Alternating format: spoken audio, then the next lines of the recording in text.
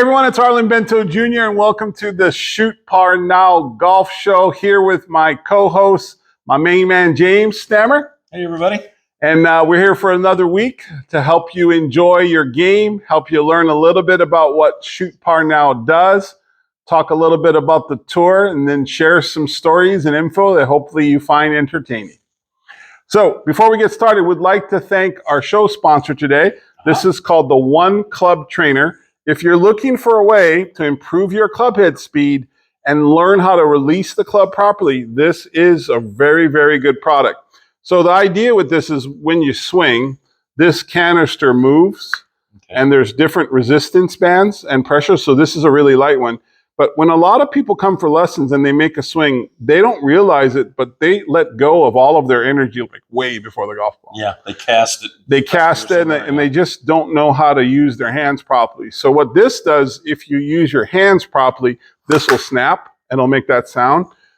If you're a stronger player, you have to put more resistance in. Okay. So one's pretty easy, two's getting tough. Three, you really got to go get it. And even with my better players, we use this all the time to make sure that they're releasing the club with speed through the ball, not at the ball. You would be shocked how many people have never learned to let the club speed up through the ball. And I was talking to some of my students this week about understanding, trying to take a divot and making sure that the club is bottoming out after the ball. And, I was trying to explain to them that the low point of the swing is not the middle of the stance. It's actually 3-4 inches forward. So no matter what club you're hitting, past the golf ball, right? So without the lower body movement and the club doing what it's supposed to do, a lot of people, they bottom out early because they just don't know how to make the move and get shifted and turned. But if you're struggling with your ball striking, make sure that you take a few practice swings and make sure that your divot is starting after where the ball is. So anybody who's watching this, that's really important. And if you're more interested in learning more about getting better, please check out shootparnow.com, right? That's my learning system. I've been doing it a long time. There's an online learning app to follow. There's a lot of things that we do with our players that's a lot different than what people are getting in their normal, take a lesson program. Ours is definitely a system that you can follow to get better. And it's pretty good. So take a look at that if you get a chance. Get one of those. Yeah, get one of these. This will help you out a lot. There'll be a link in the description, okay? So anyway, had a good week this week. Weather's been gorgeous here in Florida. Oh my gosh, it was today it was even hard coming in today to shoot the video because I was like, man, I want to be outside. But we are shooting the video a little early this week because James has an opportunity to go down to TGL, which is the Tiger Woods Golf League, right? It's actually tomorrow's golf league. Oh, tomorrow's golf league. Really? I always thought it was Tiger's golf league. Too. And I've been saying it, Tiger's golf league. I know, and I have been too. And after I wrote my story on it a few weeks ago, kind of explained how the whole system worked. Yeah. I got like a 2-word email from a guy. He says it's tomorrow's golf league. That's all he sent me in. Wow, I misunderstood that. In the email. So anyway, if you've been following Tiger Woods, but he's involved, right? It's his. Oh, him and Rory started this. Yeah, so they've built a massive indoor golf arena down in Palm Beach Gardens. Palm Beach Gardens. It's on Palm Beach State College campus down right, and so it's unbelievable. It has the giant screens and the whole moves, and it's crazy. So you pay a ticket to go watch it, and I heard it's really cool because you are really close and you get to see them really up close, and they're playing team golf in there. Yep. And I think for me, the biggest thing that blew me away is when they hit iron shots. Now, again, picture simulator, but picture the biggest jumbotron you've ever seen. I mean, the screen it's huge. It's unbelievably big. Yeah, I forget. It's a 35 yards in front of the tees, and the screen's got to be 70-foot square or bigger. It's huge. Yeah, and I'll see it firsthand tomorrow night. Do you get to go? Do you get to go down and take a walk, or you're in a booth? I'm in row 1 of section 117. Oh, so you'll be right there. Yeah. So we'll see how close that puts you. Yeah, you're going to hear them talk and the whole thing, which is why people like it. But they actually bring in real grass to play on for the irons. So the putting surface and the short stuff, it's all artificial, but it's probably the best stuff you've ever seen. Yeah. But it's interesting that they had to recreate real grass for the tour guys because Because really, this is an interesting little side note. I don't think they do well on turf. They don't like turf. They can't They because do not like turf. they can't compress the ball. Yeah. And for those of you practitioners out there, we built at the Saints where I have the academy, where Shoe Parnell Academy is, and my academy is. We installed a covered range, and we created turf. It's gorgeous. It's really, really nice, and it was more designed. One, it's really hot in summer, so it's nice to be under something, and two, our course is so busy that our range can't take the traffic. Like it starts to just fall apart. Yeah. So now we can say, okay, let's stay on the road. Let's stay on the on the turf. But my teaching area is I have a beautiful private teaching side, which only my academy can use. But people don't like the turf. You can just hear them. Like they just want to get the grass. And I get it. I mean, grass is real, but the turf is a perfect lie every time. And again, it's good for working on your swing, but you do have to get to obviously grass, right? But anyway, back to the TGL, having like real turf, so they're taking real divots, because I don't think they would have got the pros to play it. No. So it's team format, right? And guess where the sand came from that's in the bunkers? No idea. Augusta National. Really? Yeah, same place that provides them with their sand. That's where they got the sand for this. I think that's just a little bit of marketing. Like we get our sand from Augusta National. Well, I mean, it gets sent out every year to be, dry cleaned and fluffed, and that's where they get whitened, and they put it back. So, I never thought about it. So they recycle their sand. Do they really? Yeah. I guess so. Better than trying to get new sand every year. Just clean up what they got, right? Yeah, just take what you have. See, you didn't. Bet you guys see. You watch our show. You learn and you learn something that Augusta recycles and cleans their sand every year. So anyway, you're going to go down. You're going to check it out. Yeah, check it out. Going to take some pictures, maybe. Come back. We'll talk about it next week. Talk about that and see how. Do you know what teams are playing? Boston against New York. And who's the? Boston has Rory McIlroy, Shane Lowry, I believe, is on that team. That's a good team. And then who's the other one? New York has. I can't remember offhand. But Rory's one of the favorite teams. They're all popular teams. It's going to be kind of cool to watch. It'll be interesting. This is the last week before they start their playoffs. Yeah. So this will be interesting. Are you going to post to your Instagram a little bit? Yes, I will. Okay, so make sure you check out James' Instagram. It's on Stammer Golf, right? Yeah. And it's on the thumbnail, and it's in the description. So make sure to check out Jimmy and see what's going down there with the Tomorrow Golf League. Tomorrow's golf, not Tigers Golf League. So anyway, I didn't know that. Thanks for sharing. Hey. Learned something today. Somebody corrected me. So, and we also have the Cognizant going on right now. We have been following that, since it started. I was mesmerized on the Jake Knapp's opening round 59. For whatever reason, I caught it. And I went back and I watched the highlights, and some of the kids that I coach on Friday, right? We were talking about it, and I asked them if they watched, and they said, yeah. I don't think, I've seen some of the highlights of the 59s, but I don't think I have ever seen anybody hit it that close so many times. He had a lot. He was on, and unfortunately, he hasn't been as on since. Well, again, that's the nature of golf. Yeah, so people go, you shoot 59, you think he's going to run away with it. He's fighting for his life. And unfortunately, you can tell him what we just saw. Just a few minutes ago, he was tied for the lead at 18 under par. And right behind us, hole 11. Behind us, hole number 11. He hit his drive about where you see it right now. He was sitting there in one, walked off the green with a 7. Yeah. So he has dropped 3 shots back of the lead, but he still has holes left. Yeah, still got. So we'll see what happens. And but that's tough. Yeah, the closing holes of that golf course are hard to make up a lot of strokes on. I don't see that. I mean, it could happen, but in fact, Taylor Montgomery yesterday. You went when? I went on Tuesday. Oh, you in practice round? That's right. We'll talk about that too. So yesterday I was watching the coverage.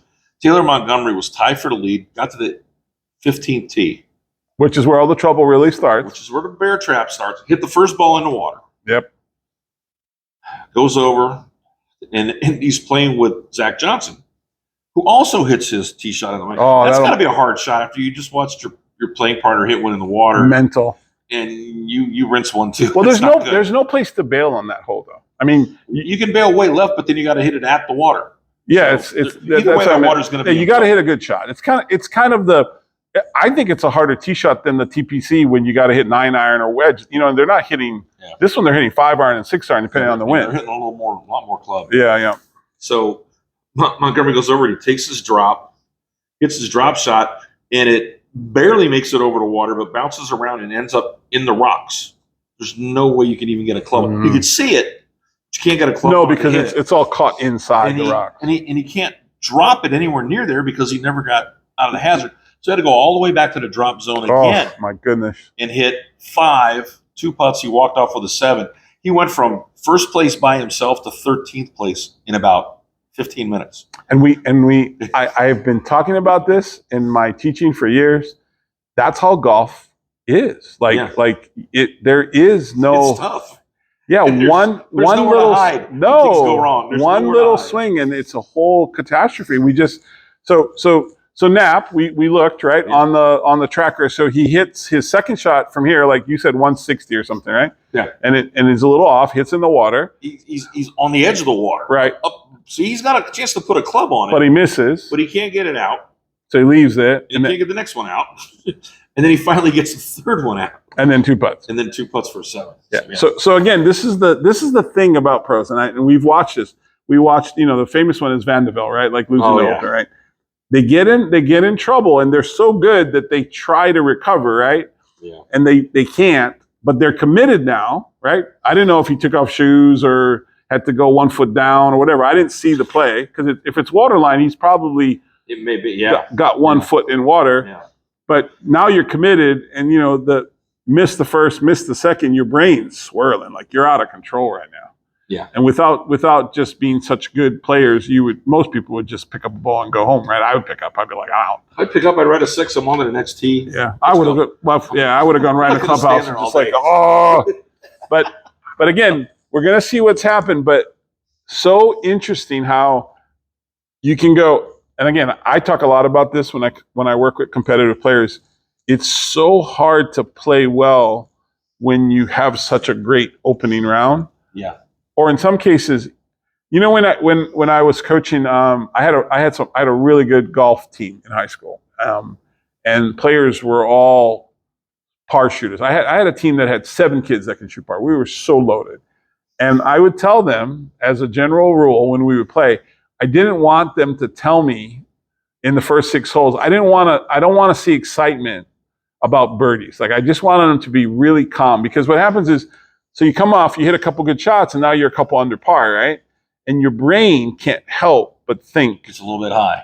Well, your brain's going like, wow, 2 birdies, right? And like, oh, I'm going to shoot good. And once that creeps in your head, it almost always goes down. So I used to tell them, when we had little hand signals, and I would, this would be up or down, right? Yeah. So I didn't want them to even say the word birdie on the first 6 holes. And they all thought I was crazy, but I was trying so hard for them not to get out of the moment and try really to stay focused on what they're doing. Next shot. Yeah, fairway, green, right? Make a putt. Fairway. I remember a long time ago, one of my first coaches who passed away, but he had said something about, and this is Ron Costello, who's, if the family ever watches this, Ron was such a mentor to me. He played lots of golf with him, but he would say funny stuff, like if he'd make a putt, and everybody like, wow, nice putt. He says, well, what do you guys aim for? Like being sarcastic, like, well, what did you expect? Like, what do you aim for? I mean, I'm trying to hit it in a hole. That's the whole idea. And it was like a chuckle, but I remember thinking to myself, that was his way of saying like, why? You're congratulating me for doing my job. I make putts, right? So then I always use that in my coaching. So I would tell the players, just say, example, you come off really hot, right? You make like 3 birdies the first 6 holes or something, like hot. These are good players. And I didn't want them to go into like, yeah, coach, I'm playing so good. And, I'm like, I'd always be level. Yeah. Be level. Even keel, yeah. Because the first 6 holes, when you're hot, you just stay there. You don't change your game. Yeah. But I always used to tell my players, it always should feel like you want to start off nice and steady and kind of see what the golf course is going to give you. Mm-hmm. And it kind of helps you decide based on how you feel and how the shots are looking and how solid you're hitting, like what angles and lines you're going to take. Because if you're not in control, you can't fire at pins. No. Right? So anyway, back to Jake Knapp, right? Yeah. 59 I forgot what he came out with 70 Friday. on Sunday. Yeah, on so Friday. think 11 about shots worse, but it was a much different day for everybody. The wind was up a little more. always is. Yeah, played late in the day on Friday. So yeah. I mean, nice head start, but it's really always how you finish, right? Yeah. And we just saw, unfortunately for him, how tough it can be to finish. So I'm curious to see, what that, by the time we probably finish the show tonight, they'll probably be pretty close to done. Be about done. Yeah. I just don't see. I can't see. I mean, there's 3 birdies down the stretch. I mean, he could make 3. Yeah. You can make 13's a birdiable hole. Yeah. It's a short par. He's probably on that. Probably finish. 14 is not playing as tough as it was yesterday. The pin's Different. in the front now, not in that very back right corner. So he could catch up, but 15, 16, 15, 17. 16, 17 are tough. 18's a birdiable, and 18's birdiable. Depending on the wind, it's reachable in 2. Yeah, but that's a tough reach because it's so tight in that neck, and if you get a little left, that chip you got to hit down the hill to the lake, or it's really the water. pin's all the way over on the right corner. Always is. Yeah. On Sunday. That's I mean, normal. You could, if you get enough of a drive there, hit something up, but you're gonna have to cut it to stop something that deep, and that's a tough play, man. To hit a softball into that thing. A lot of guys kind of bail left a little, right? But that downhill chip is. What did you think of the course when you were down there? Everything looked good? It was a great shape. They overseeded it. First time they've ever overseeded the fairways. So they probably this event. Mustn't have been looking great. So everything was really green. Well, that cold snap we had probably killed the Bermuda into dormancy. And so as a result, they decided they were going to overseed. They didn't want to wait and see what happened. But everything was nice and lush and vibrant. And you walk over there on Tuesday. One thing I like doing on Tuesday is you get to see these guys, how they're preparing for the week. They've been out west. Totally different greens. Totally different. Perfect greens. Now you got to put on Bermuda. They got to put on Bermuda. Well, they have special Bermuda though. They got that what's it called? The Tiffdorf. Yeah, Tiff Eagle. Yeah, the really really high end one that's tight. So a lot of the guys, but still grainy. A lot of the guys were changing out putters, or adjusting putters. One thing that I had talked with Jake Knapp last year at the practice round because he just won in Mexico. So I was having a good time talking with him, followed him around for his practice round, hung out with him, and talked to him all day. So on Tuesday, I went back. They recognized me and said, "Hey, how you been?"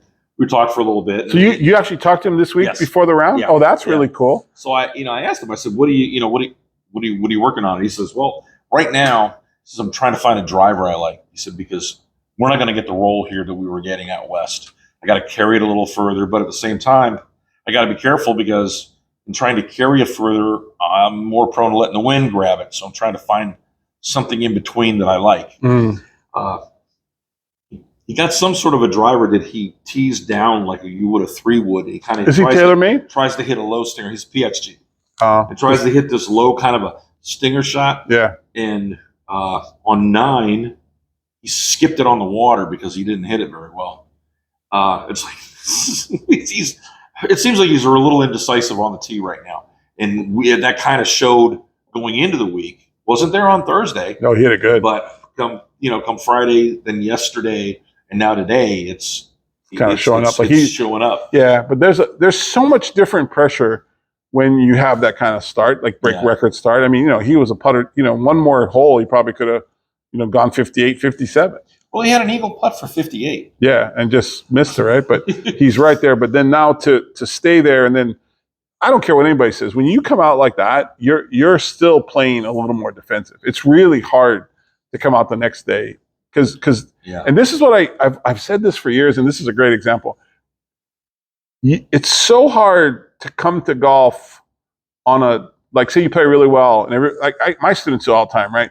Play good, have a personal best or something, and they think you got it all. They got it figured out. I got this game, and the next time they come out, it's always this catastrophic result because. They're in their brains is like, I broke 80 the last time I played. Now I'm gonna shoot mid-70. Oh, 90 comes out, right?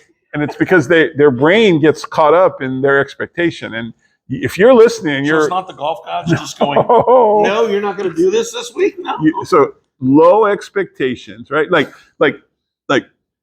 pick, like make good decision, hit solid shots, right? Mm-hmm. But keep your expectations down.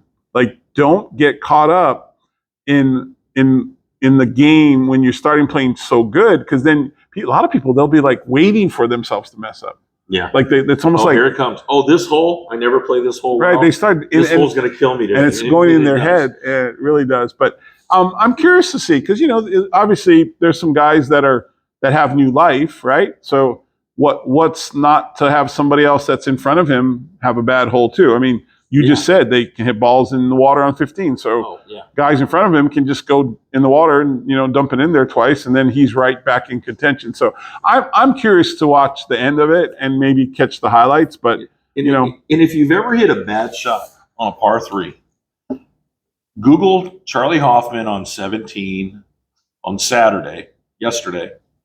Well, it would have been our yesterday at the Cognizant. He's standing on the 17th tee, and he literally shanked it 45-degree angle to the right, darn near hit a house. Wow, that's really right. That's how far right he went. Oh, Shank's gonna. And he just turns around and starts laughing. It's like, what the heck? What can you do? But, how do you do in the next one?